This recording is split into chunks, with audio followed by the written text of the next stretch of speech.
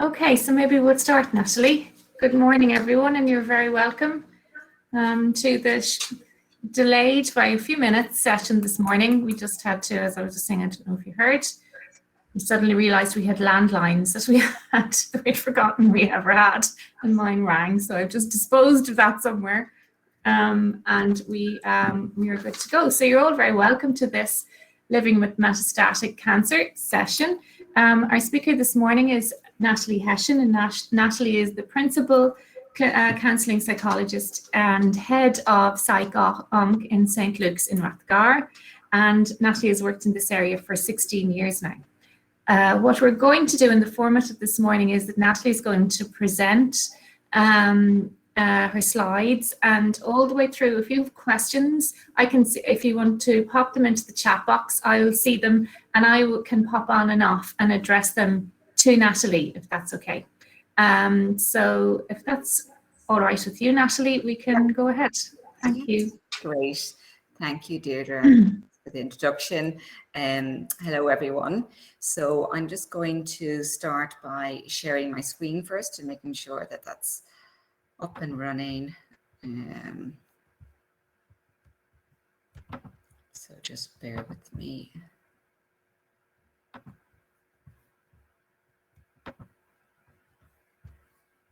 Okay, so hopefully everyone can see that.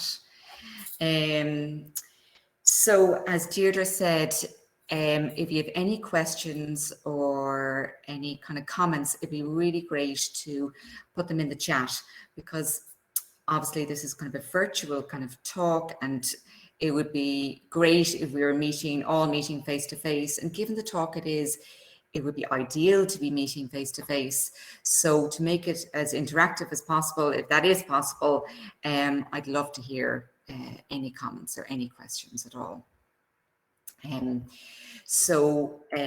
Today's workshop or talk, the structure is going to be, I'm going to speak, and I'm going to speak mainly about kind of things to consider in terms of how to live well with metastatic disease. And then I'm going to kind of put it over to you guys to kind of look at what works for you, and then maybe we might have some sharing, some comments, more comments or questions at the end.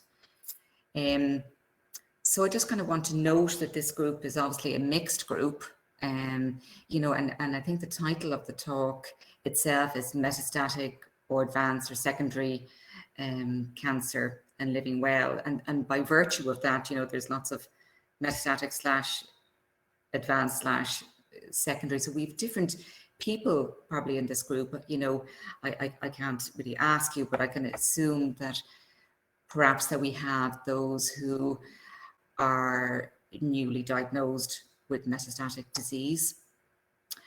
Perhaps there are people who've been diagnosed with metastatic disease for a long time and are living with metastatic disease.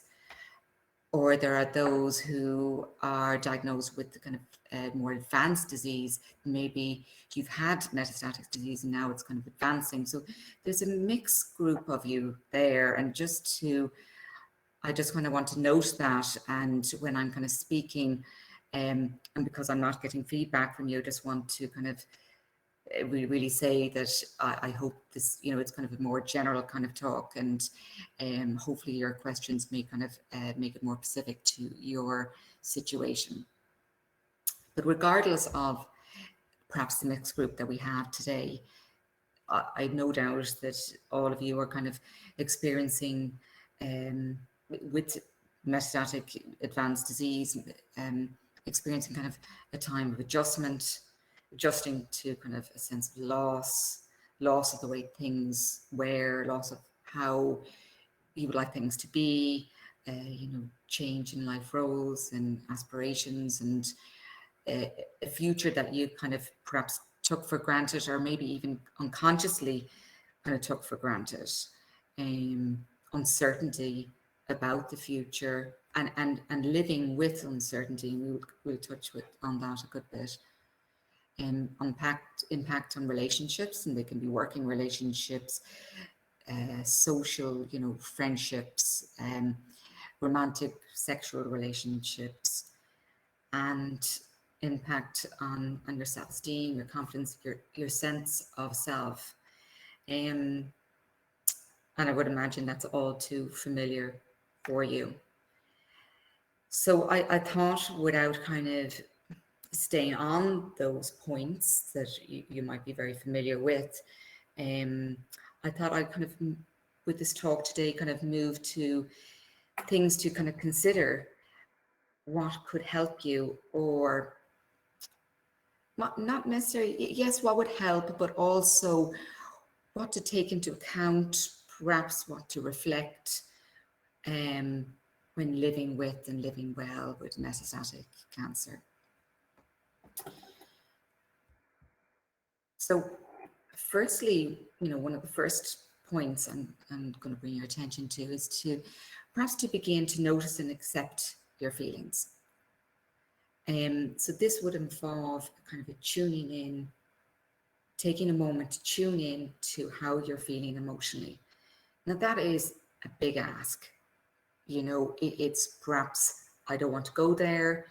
It's, it might feel like you want to avoid it, but actually there can be good moments as well, and emotional moments as well as difficult moments.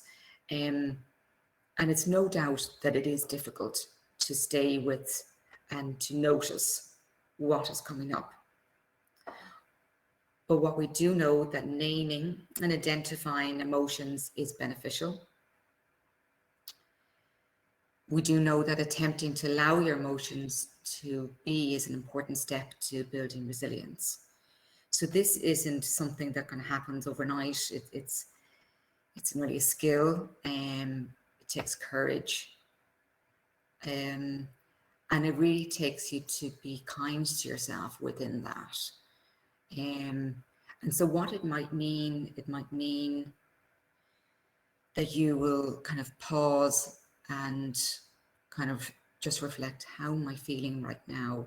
You could even do right now when I'm speaking.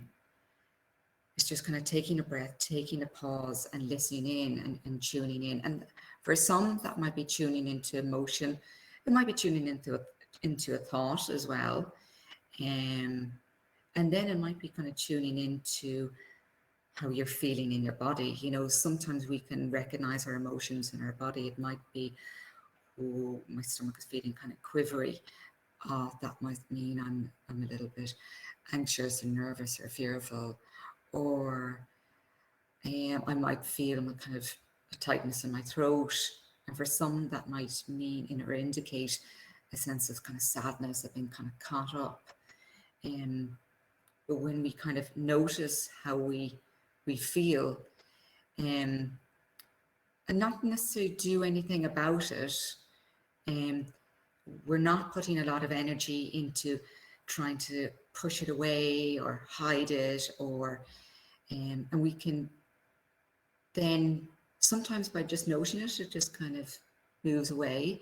Or sometimes by noting it, we can ask it, what do I need right now? And it can be really, as I'm saying again, it can be really difficult to stay with that or to note it, but to say to yourself, it's okay, I'm doing okay. And sometimes it might be difficult to find the words that you might say to yourself. And sometimes it's easier to think, what would I say to a loved one? I'd probably say, you're doing good. Stay with this. You're doing good. You're doing really well.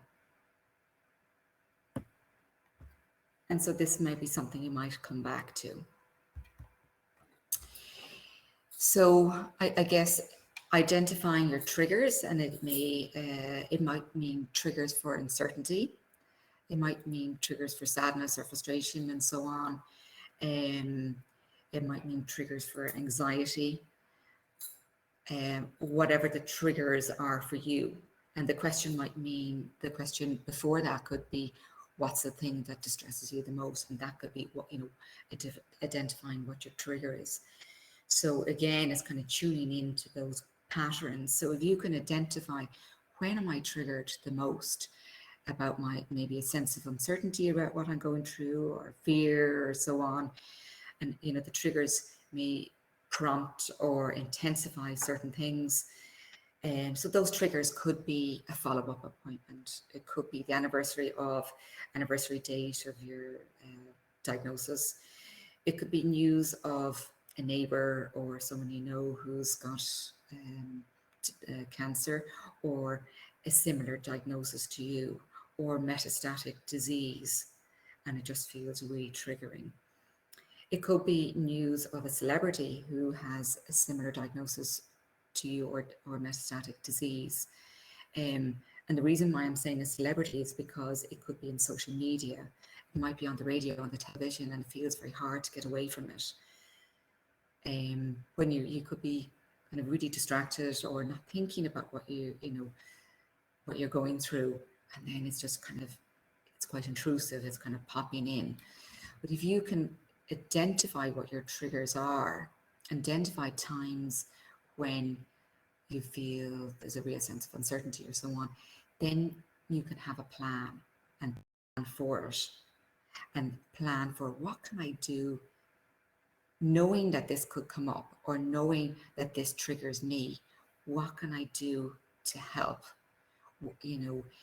And it's during those times that, a headache, mightn't feel like a headache. A headache might be, for, your average person, a headache is a headache, but it may be, oh, is that metastatic?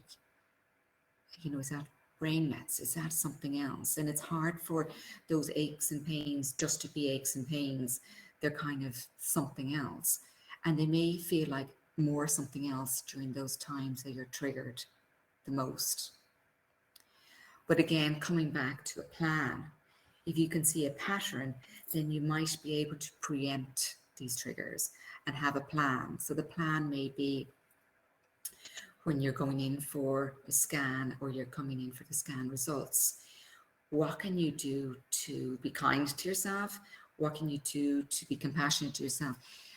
What can you do to reduce or take the intensity of those emotions down, or kind of, it's like a volume switch, just taking it down a notch. They won't go away, they're there, but it's just taking it down a notch that they're a little bit more manageable. So it may mean, if you're going in for a scan results, or going in for a scan or investigation, can you bring someone with you? And obviously at the moment, during COVID, you mightn't be able to do that, or they might allow for that. But can you bring someone in the drive with you? Or can you put on headphones, podcasts, your favorite music? Can you bring in, like a magazine so that you're kind of distracted? Bringing down, knowing that it's a triggering or a difficult day, can you try and do relaxation before you go in, so that your baseline of anxiety or stress or intensity is low, that, as you may predict, that it may intensify, but if your baseline is lower, it's kind of a longer distance to be kind of really anxious or uncertain or scared. So kind of having a plan, and that plan will allow you a sense of control. So another thing to think about is attempting to redirect worries. Again, all of these will take practice and time, and they're not to be done automatically. So you may come back to these. So it's kind of noticing when you have an increased amount of hypothetical worries, the what if thoughts. What if the next scan comes back and there's more metastatic disease? What if it's advanced? What if? And catching yourself with the what ifs. So it's first noticing, I notice the what ifs, and then kind of redirecting to things within your control. So the more that you can kind of shift your focus to what is in your control, we know from research and clinical practice that it really increases your emotional well-being and your overall well-being. So, for example, the outcome of a scan, so you're waiting for an outcome of your scan, and you're worried. And naturally, you're going to be worried, but you've noticed you're kind of worried all the time, and it's those worry thoughts are kind of taking over. So it's to ask yourself, or ask the worry, are you helping me? Is this worry, is this helping me to worry? Or you could ask the worry, it might sound like a strange concept. Worry, are you helping me? And typically the answer is no. The worry isn't helping you. It's impacting the here and now. It's impacting your quality of life in this moment. So it's catching the worries and catching yourself and asking yourself a question. And if the answer is no, then it's to ask yourself, well, what is under my control? And typically it might be to begin, or typo there, begin or to continue to look after my emotional being and to follow any aftercare as instructed to me by my medical team. So again, just kind of repeating myself, it's asking yourself, is it helping me to worry? And then what is under my control?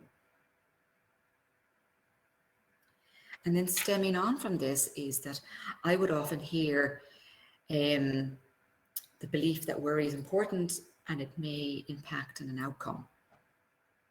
So it's like, I must worry, because if I worry, it's going to change how things will be. But actually worry won't change, because effectively it's like saying my thoughts will change the outcome. So if that were the case, well then, if I were to think about winning the lottery, then I'd win the lottery. So worry doesn't change the outcome. But what it does do, it impacts you in the present and the here and now. It distracts you from living right now. It takes away from being really engaged and connected with your loved ones and relationships. It's distracting. It takes away from your focus. You're kind of sitting with this kind of anxiety, can make you, really, really anxious, and all that goes along with anxiety. For some that I would often hear with my work is that if I worry, it will help me prepare for if there is a bad outcome. So it's kind of like worry primes me. And I get that, there's something kind of looking after yourself within it. But actually what worry does in terms of priming, if, for example, with the scan result, if the scan result came back and it wasn't good, that's the worst case scenario. And if it wasn't good, if you worried, it's not going to make it any better. You're not going to go, oh, that's okay. So, but what the worry does, it takes away from the now and your quality of life in the moment. So if the scan result, worst case scenario came back not good, it would be difficult regardless if you worried or not. So I hope that makes sense, and without kind of touching base with you or hearing your feedback, I'm not sure has that landed. So I'd love to hear your comments within that. Hi, Natalie. Yeah, we've gotten a few comments of people just looking at Claire's comment, and she said, yes, if I say I'm nervous and anxious, and if I've let it out and people are quick to help, which is, I think is good in terms of, acknowledging that to people around you who support you. And then we have Teresa saying, look, sometimes my husband can cope and talk about his cancer, and there are times when he can't. So it's that timing piece, I suppose, and trying to support somebody who's in that situation. Okay. So just kind of going back to Claire's point firstly, yes, actually sharing it can be really helpful, because there's that sense of isolation and loneliness within this really difficult experience, and no one knows how it is for you unless you do share it. Yeah. And how we connect with people and how we connect with people with life is actually connecting through emotion. Yeah. Yeah. Yeah. Others might, at times others might find it difficult to hear, but it's still a shared experience. And so if they can hear it and support you, great. If they can hear it and they're upset as well, that's okay too, because it's a shared experience and it does lift that piece from you. So Yeah. thanks, Claire. And Yeah. it was Trina, was it, Deirdre? Did you say? So Teresa, yeah, yeah. And she was relating to her husband who Her was. husband, yeah, sometimes he can cope and talk about his cancer, and there are times when he can't.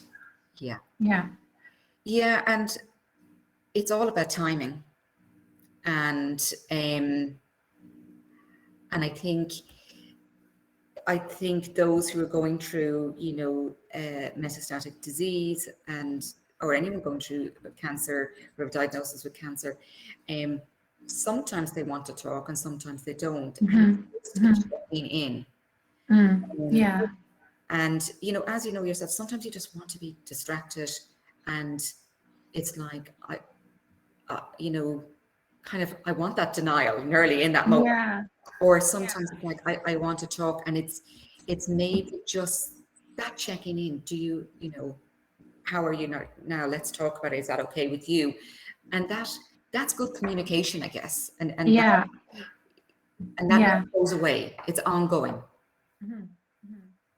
Yeah, and Sonia has a couple of points. The first one is, so that worry can drain you physically, which is such a good point. Yeah. Yeah. Tiring. Yeah. It's hard work. Yeah, it's hard work.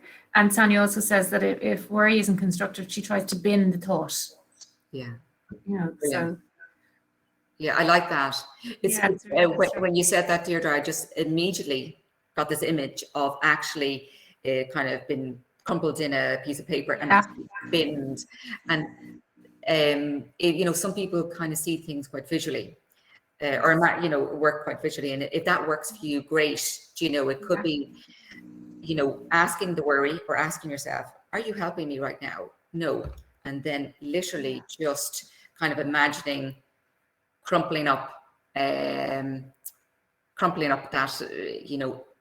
worry and actually binning it. Or some people actually find, it's picking things that work for you, and this is the whole thing with this talk. It's just choosing one or two things that work for you. It's trial and error nearly. So some people might give themselves half an hour to write down worry thoughts. It's like, okay, I'm going to time it now and I'm going to write down all my worry thoughts. And then after 15 minutes, it's like, I don't want to do this anymore. Nope, I'm going to keep going. And then by the end of it, it's like, I don't even want to go there. I'm sick of this. And you've given all that time, you write it down. It's kind of like you're taking it out of your head. And you could do what Sonia said, just crumple it up and bin it, actually crumple it up and bin it, burn it, shred it. And it's like the worry thoughts are given that time. That's it. You've had enough time worry. Now that's enough. Absolutely. Yeah, and just to say to Siobhan, that Siobhan has to pop off. But yes, we will. We are recording this to everybody, and we will be sending you the link to the recordings for all of the conference. I know somebody as well said, and sorry, sometimes Brenda said, sorry, and the chat's just moving up. So if I'm looking distracted, it's not. I'm just trying to get back to the questions. I sometimes find I'm worrying everyone else if I share my worries. So that you're worrying, you're putting those worries on your loved one. And so I guess I'm not too sure of the situation, but maybe it might be worthwhile thinking, is that what the loved ones are saying? Because sometimes those who are going through, metastatic disease or a cancer diagnosis, it might be making the assumption that a loved one now is really worried and doesn't want to hear. So it's checking in with that loved one and asking them, how are you? Or maybe they are worried, but they're worried because they love you and that's the situation, but you're in it Yeah. together. And I think it's checking in. It's saying, I know when I'm speaking, you know, you look like you're worried. Is that the case? And are you okay if I continue? And I think it's that checking in again and again. And maybe one day it's okay, and maybe the other day it's not. And it's a continuous piece, that interpersonal piece. But I think the first step is to check, are they worried? Because, you know, and maybe this is the case, maybe she has a checked, but sometimes our perception could be, oh, they're really worried, they don't want this, they can't handle this, they've so much going on in their life, I can't burden them. But actually their face may be showing empathy, or they may be, we don't know. Yeah. And so it's to check in. Yeah. And to maybe ask permission. Yes. Okay. Thanks, Natalie. I think that's everything for a minute. Okay. Thanks for all those comments and questions. It's Yes, great. thank you. So the next kind of consideration is to consider, how can you balance how much attention to give cancer? Now, this is a tricky one. So it's a real dilemma. It's how much attention to give and how much attention it deserves, but not to be preoccupied. So it's really tricky because, in a sense, you're somewhat responsible for noting symptoms and bringing them to the attention of the medical team.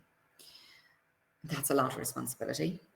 And yet, at the same time, you don't want that responsibility and that checking and that attention to take over, and that you're completely preoccupied. So it's a balance, and it's a balance that is very difficult to get. And will you ever get the balance? Probably not. But it's just trying to kind of check in with yourself. So you might be going one end of the spectrum to the other. And so when I'm saying balance, it may never be thought, but just to reflect on it yourself. And maybe what that might involve, it might involve a couple of questions. So asking yourself, am I allowing time for other things in my life? You know, is the cancer completely taking over? Can I set time aside? Is it helping me thinking about this? And then the flip side of that is, have I ignored my physical symptoms for some time out of fear of further investigations? So sometimes you have some people who are one end of the spectrum, and then those who, you know, kind of are really, it's all consuming. And then the other, maybe the other end is kind of, I just want to ignore this, you know, out of fear. And that could swap over depending on what's going on.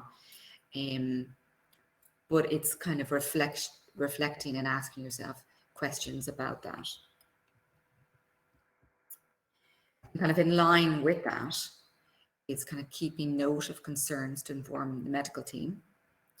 So if you have symptoms, if you have questions, to note them. It's completely normal to have worries about aches and pains. That's kind of a given. But at the same time, it's not, trying not to be overly preoccupied, that it takes over.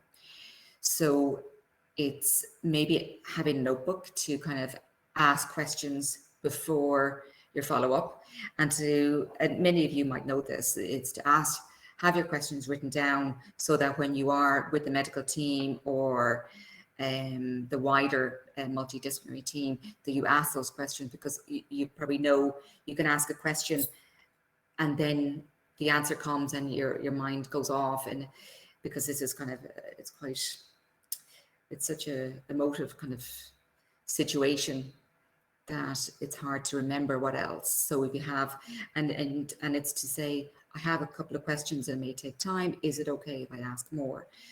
And again, it's to maybe write down the answers to those after the follow-up immediately, because sometimes over time, your mind can play tricks with you and you can hear something different. You may ask the team how best to monitor your own health. What do I do when I notice aches and pains? Is this normal? Should I, now everyone is different within this, and so I'm only giving an example here, but if I feel a symptom, should I wait a week before contacting you, before contacting the team? Should I wait 10 days? What is reasonable? So if your team are able to give you a timeline within that, it may be, okay, I notice symptoms within myself. I can write them down, and you kind of make an arrangement with yourself. Okay, I'm going to park that, and I've agreed with the team that I'll contact them in 1 week's time if the symptoms are still there. Obviously, if something is very acute and very serious, that timeline wouldn't be the case. But if it feels reasonable, and this would be negotiated with your team, but it would be, and I'm going to park those worries or concerns for that week, if that's the case. You could develop a care plan. And so this is a kind of a convenient way to record your care. There's lots of different care plans available on the internet. And that it could include your treatment history, your follow-up appointments, any long-term side effects and what to expect, ideas for staying emotionally well, physically well, contact details. You could include in it follow-up questions, answers to the follow-up appointments, and it puts everything in one kind of plan and allows you to manage your own health, and it gives you kind of a sense of control. And you're always looking for how can things get into your control, because when you feel that your health at times might feel out of control, you want to bring that control back to you in any which way you can. So kind of stemming from that is kind of being informed. So being informed about the services available for you and your family. Again, it gives you kind of a greater sense of control. If you're attending today, I assume that you're already doing that. You must be quite informed. And it's also kind of been informed with information that doesn't increase your anxiety. We know that kind of searching the internet for your diagnosis for metastatic disease, for your cancer type, probably will increase your anxiety. So it's best to stick to literature from your medical team.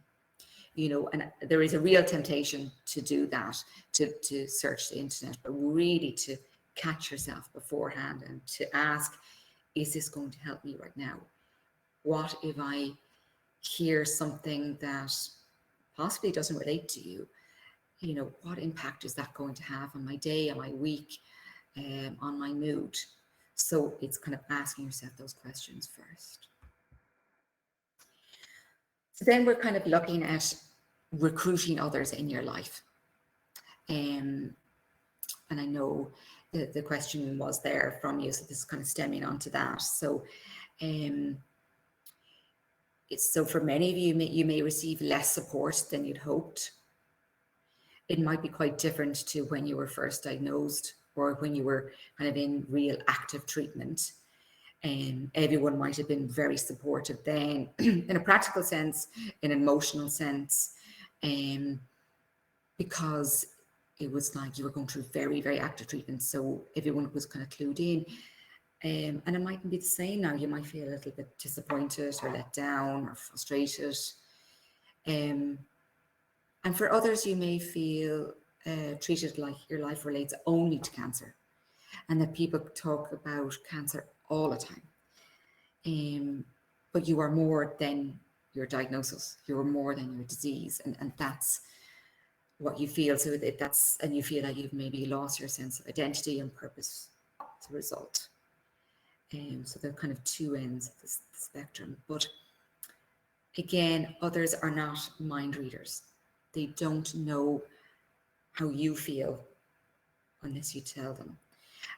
And, there is that kind of sense of, but they should know. They should know how I feel. You know, they know I'm going through X, Y, Z. Why, you know, if they cared, they should know. But typically they don't. They don't, you know, and it's kind of the way that actually, as those who are going through metastatic disease, you will need to tell people how you are. And the lead needs to come from you, because you will change from week to week, day to day, moment to moment, in how you feel and what you need. You know, others in your life may feel that, oh, you really want to talk about what you're going through, but actually it was just that very moment that you just wanted to focus on something else. So you will have to tell others how you are, and communication and what's going on for you is ongoing. It never ends, but it's what brings you closer, and it's what connects you. And what you're going through can feel such a lonely and isolating experience, but it can feel less so by bringing people into your life and letting them know how you feel. And yes, they may feel upset, but that's the reality of it. But you're in it together, and only then can they know how to help, and they can feel that they have a role as well. So I was wondering if you could just kind of spend a moment and kind of, this is just before we kind of finish up, to kind of think about, how do you live with metastatic disease? What helps you? What brings a quality of life for you? What works for you? So these are kind of effectively the same kind of questions. And I'd love to hear within the chat your answers. And I think the rest of the group would love to hear as well, if we could kind of share that in lieu of us meeting in a group and being able to share that together. So you may need to take a moment, and if Deirdre, you'd like to share whatever comes up. And Natalie, yeah, I'll do that.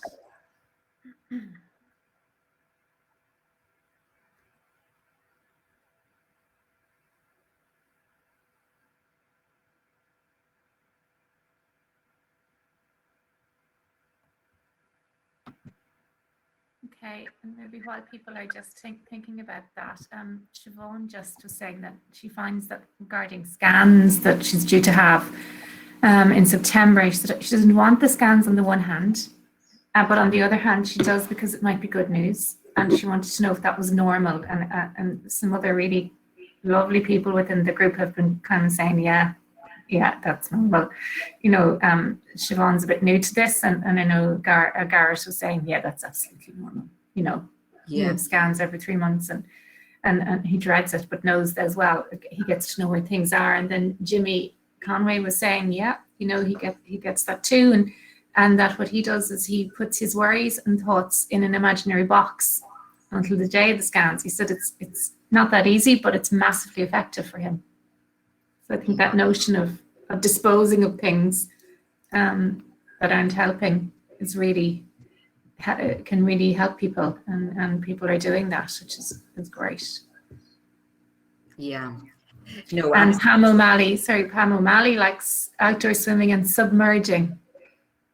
Not for too long, I hope, Pam, but yeah, she submerges, and that helps. Yeah, it's all about the outdoor swimming. Yeah, and distraction. I know Brenda's saying she finds distraction very helpful going in her garden. Yes, and I think outside in the fresh air helps her. You know.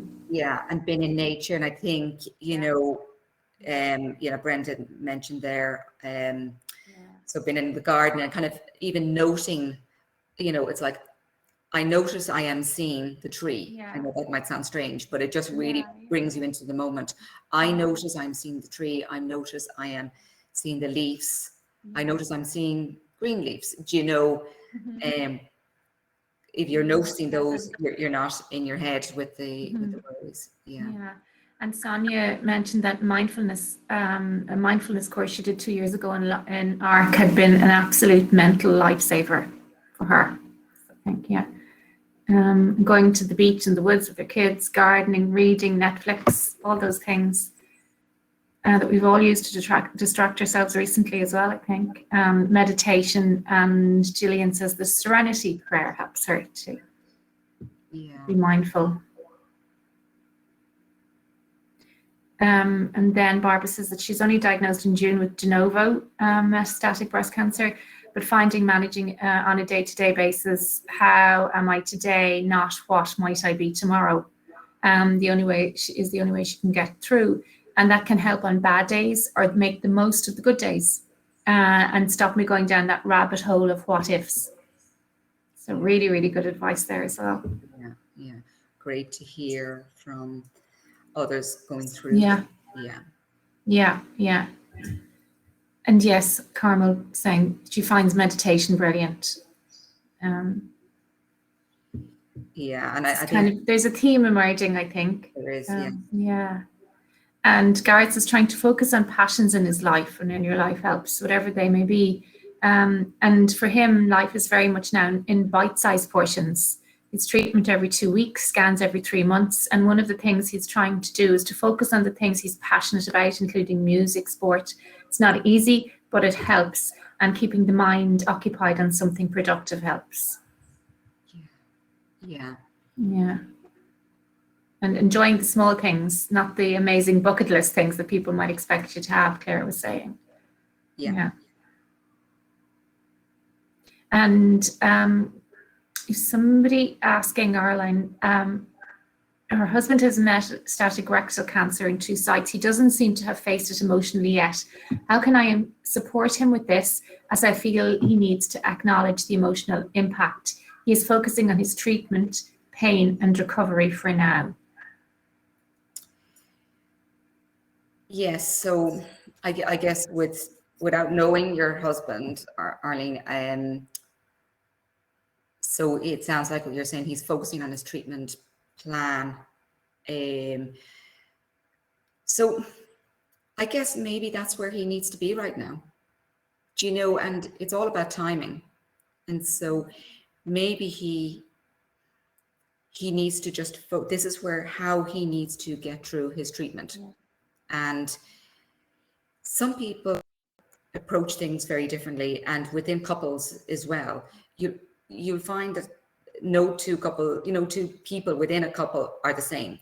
There'll be one person who's more emotional and the other person who's more kind of practical or solution focused or so on. And I'm sure that's why you're together in the first place. If you were the same, it'd be boring and you wouldn't be drawn to each other.